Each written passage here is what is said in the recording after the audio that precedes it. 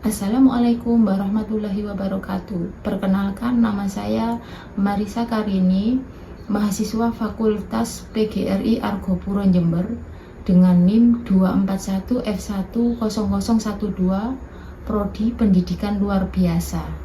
Di sini saya akan membahas tentang permasalahan sosial di lingkungan sekitar kita untuk memenuhi tugas mata kuliah Pendidikan Anak Disabilitas Masalah Sosial dengan dosen pengampu Ibu Sugiyartati, SPD, MPD. Permasalahan sosial adalah kondisi atau situasi dalam masyarakat yang dianggap tidak sesuai dengan nilai dan norma yang berlaku, yang dapat menimbulkan keresahan, ketidakadilan, atau dampak negatif bagi kehidupan sosial masyarakat secara umum. Walaupun dalam skala kecil, permasalahan sosial ini dampaknya sangat besar bagi keadilan sosial dan kesejahteraan warga. Mari kita telaah fenomena ini agar kita bisa lebih peka dan mampu ikut menjadi bagian dari solusi. Pada dasarnya, tidak semua bentuk penyimpangan kekuasaan dilakukan oleh pejabat tinggi negara, namun juga bisa terjadi bahkan di tingkat paling dasar, yaitu di lingkup RT atau RW juga kadang bisa terjadi. Ada banyak praktek-praktek tidak transparan seperti 1. Pemilahan pemberian bantuan berdasarkan kedekatan pribadi. 2. Penarikan biaya layanan tanpa dasar yang jelas. 3. Pengelolaan dana iuran warga yang tidak terbuka. Pada permasalahan ini biasanya dianggap sepele karena nilainya kecil, tetapi jika dibiarkan bisa mengikis rasa kepercayaan antar warga. Ada beberapa contoh nyata permasalahan sosial terhadap penyalahgunaan kewenangan lokal di lingkup RT atau RW yang sering terjadi, yaitu 1. Bantuan tidak merata. Contohnya, ada seorang lansia yang tinggal sendiri tidak mendapatkan bantuan sosial karena dianggap tidak terdata. Namun ada warga yang lebih layak mendapatkan bantuan karena ada hubungan kedekatan dengan pengurus RT atau RW. 2. Pungutan tidak resmi.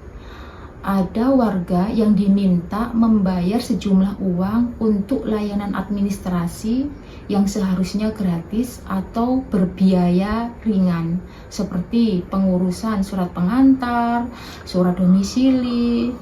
3. Ketidakterbukaan dana warga. Contohnya, warga rutin membayar iuran kebersihan dan keamanan, tetapi warga tidak pernah mendapatkan laporan penggunaan dana atau forum pertanggungjawabannya. 4. Praktek nepotisme. Dalam pemilihan pengurusan lingkungan, ada kecenderungan warga memilih berdasarkan iming-iming bantuan pribadi atau kedekatan personal, bukan karena kemampuan mengelola. Dampak sosial penyalahgunaan kewenangan di lingkup lokal ini sangat terasa, yaitu 1. Warga yang berhak tidak mendapatkan bantuan. 2. Menumbuhkan rasa tidak percaya terhadap pengurus. 3. Lingkup yang apatis dan tidak solid. 4. Norma keadilan dan etika sosialnya semakin luntur. Jika dibiarkan, praktek ini menumbuhkan budaya permisif terhadap penyimpangan yang lebih besar. Ada beberapa solusi dari permasalahan ini yang bisa kita lakukan untuk meminimalisir penyalahgunaan kewenangan lokal ini. Kita bisa 1. Mendorong transparansi, yaitu mendesak pengurus RT atau RW untuk menyampaikan laporan tertulis atau musyawarah terbuka terkait dengan bantuan. 2. Mengawasi secara aktif. menanyakan prosedur dan dasar pungutan dengan sopan tetapi dengan tegas. Nomor 3, melapor secara etis dan struktur. Contohnya, jika terjadi ketidakwajaran, warga dapat menyampaikan keluhan ke kelurahan dengan bukti dan tanpa menyudutkan. 4, pendidikan sosial untuk mahasiswa. Kita sebagai mahasiswa, kita bisa melakukan diskusi, edukasi digital, atau kegiatan penguatan kesadaran terhadap warga.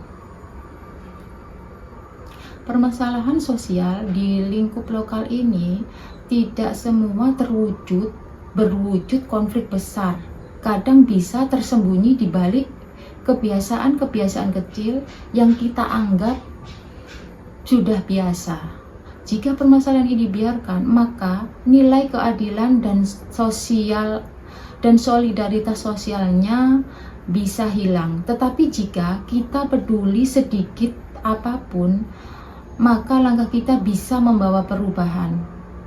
Oleh karena itu, mari kita mulai dari lingkungan diri kita sendiri, membangun kejujuran dalam hal-hal yang kecil. Jadikan diri kita bagian dari masyarakat yang jujur, terbuka, dan peduli. Terima kasih telah menyimak video ini. Semoga penjelasan tentang permasalahan sosial ini bermanfaat dan mendorong semua warga untuk lebih berani melawan ketidakadilan. Saya akhiri. Wassalamualaikum warahmatullahi wabarakatuh.